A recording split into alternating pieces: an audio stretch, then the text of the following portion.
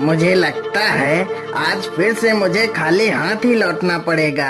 अभी तक तो मुझे कोई भी शिकार नहीं मिला है और प्यास भी लग रही है। क्या करूं?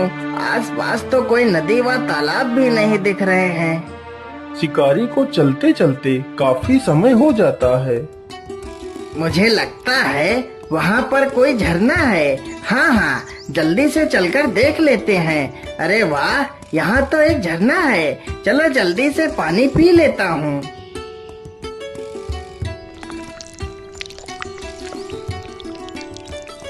अरे राम राम राम, अब मेरी जान में जान आई। पानी के बिना तो मेरी जान ही निकली जा रही थी। चलो अब शिकार ढूंढते हैं।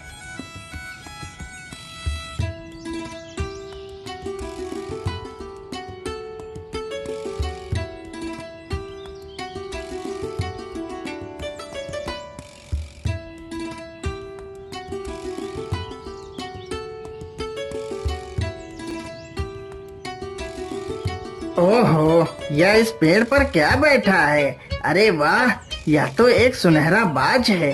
यह बाज तो बड़ा कीमती लग रहा है। शिकारी तुरंत ही अपना धनुष बाण संभालता है और बाज पर निशाना लगा देता है। कमान से तीर निकलते ही बाज को जा लगा, लेकिन बाज जमीन पर ना गिरकर आकाश में उड़ता हुआ चला जाता है। चल चल चल चल चल, आज यह सारा खेत जोतना है। जल्दी चल। अरे राम राम राम, ये क्या है?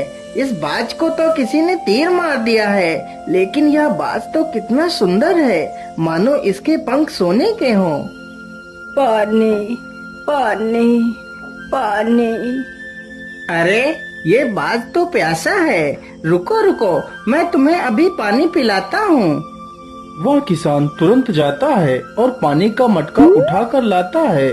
फिर बाज को पानी पिलाने लगता है।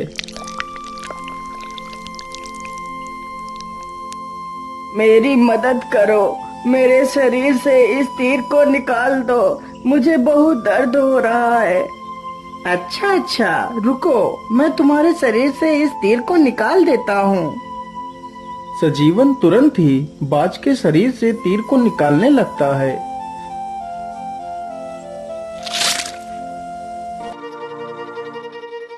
अरे राम राम राम, तीर निकालने के बाद तो खून निकलना बंद ही नहीं हो रहा है।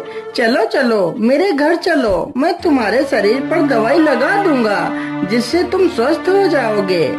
किसान तुरंत बाज को लेकर अपने घर जाता है और उसके शरीर पर दवाई का लेप करता है। हे नेक दिल इंसान, तुमने मेरी मुसीबत में सहायता की है। मैं तुम्हारा ये एहसान कभी नहीं चुका सकता। तुम्हें जब भी मेरी मदद की आवश्यकता पड़े तो मुझे जरूर याद करना। मैं तुम्हारे पास दौड़ा चला आऊंगा। इतना कहकर वह बाज वहाँ से चला जाता है। वह किसान लोगों की मजदूरी करके अपना पेट पालता था। धीरे धीरे इसी प्रकार गुजरता गया। अब वह किसान काफी बूढ़ा हो चुका था। अरे सजीवन दादा, आपको खेत जोतते जोतते पूरे 4 दिन हो गए हैं। अभी तक आपने मेरा खेत जोत ही नहीं पाया है। इतने दिनों में तो पूरे 4 खेतों की जुताई और हो जाती।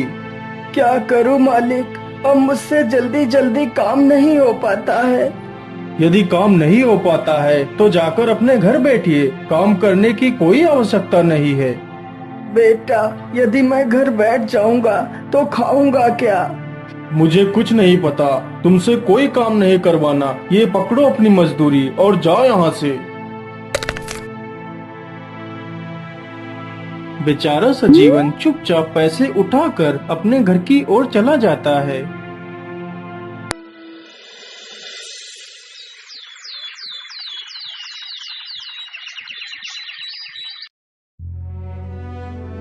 हे भगवान, अब तो मुझे अपने पास बुला ले।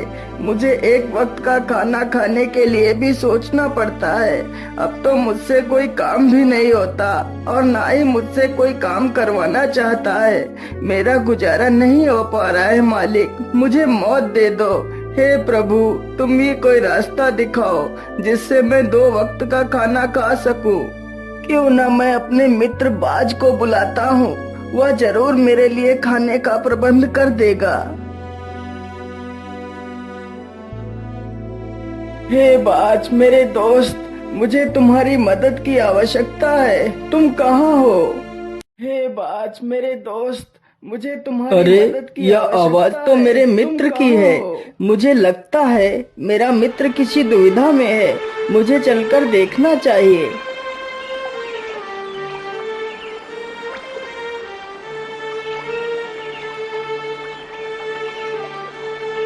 बोलिए मित्र, आपने मुझे याद किया, बोलिए क्या बात है? मेरे दोस्त, मैं बहुत मुसीबत में हूँ, मेरी सहायता करो। बोलो मित्र, तुम्हें क्या सहायता चाहिए? मेरे दोस्त, अब मैं बहुत बूढ़ा हो चुका हूँ, जिसकी वजह से अब मैं कोई काम भी नहीं कर पाता हूँ। आज मैंने 3 दिनों से कुछ भी नहीं खाया है।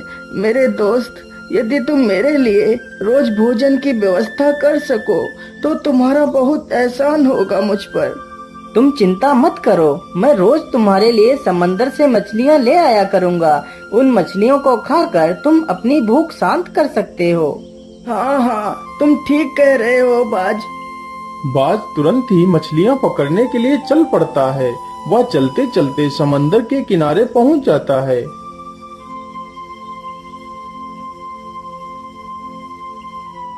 क्या करूं, कैसे मछली पकड़ूं? आज तो कोई भी मछली मुझे दिख ही नहीं रही है। सारी मछलियां जैसे गायब हो गई हों। अरे वो रही मछली, चलो चलो जल्दी से इस मछली को पकड़ता हूँ।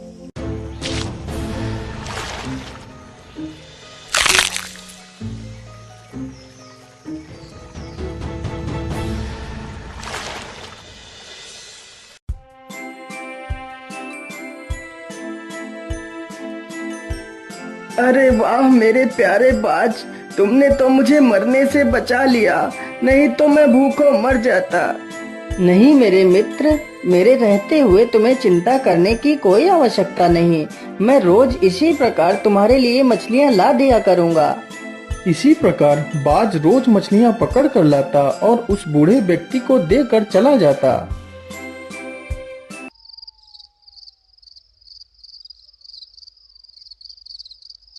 अरे वाह वाह, अब तो घर में पड़े पड़े ही मुझे मनमाना भोजन मिल रहा है। अब तो मुझे किसी की मजदूरी करने की आवश्यकता भी नहीं पड़ती। खाने को तो मैं मछलियाँ खा लेता हूँ, लेकिन मेरे पास पैसा तो एक भी नहीं है।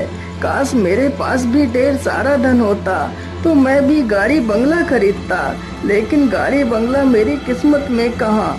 अगले ही दिन बाज मछलियाँ पकड़ कर लाता है तो उसके सोने के पंख बहुत चमक रहे थे।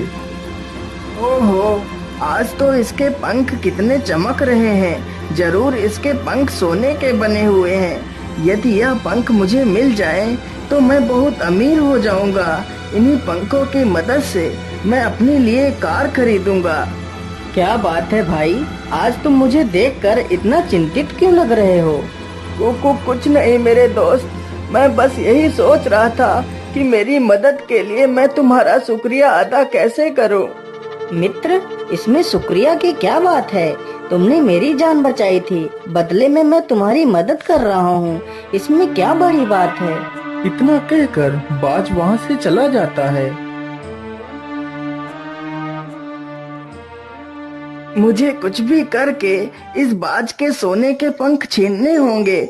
मैं ऐसा करता हूँ, जब कल वह बाज मुझे मछलियाँ देने के लिए आएगा तो मैं उसे मारकर उसके सारे पंख छीन लूंगा।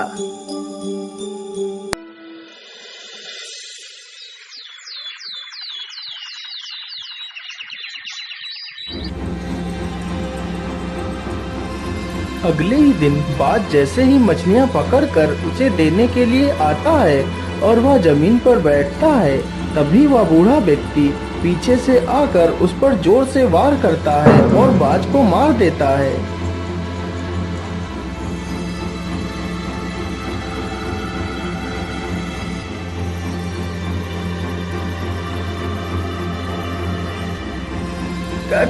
कौन हो तुम? मैं एक ऋषि हूँ।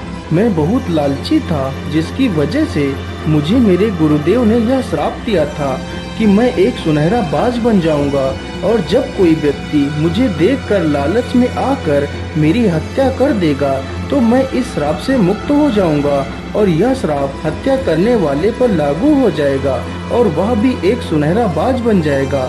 और आज तुमने भी वही गलती की है जो गलती मैंने की थी।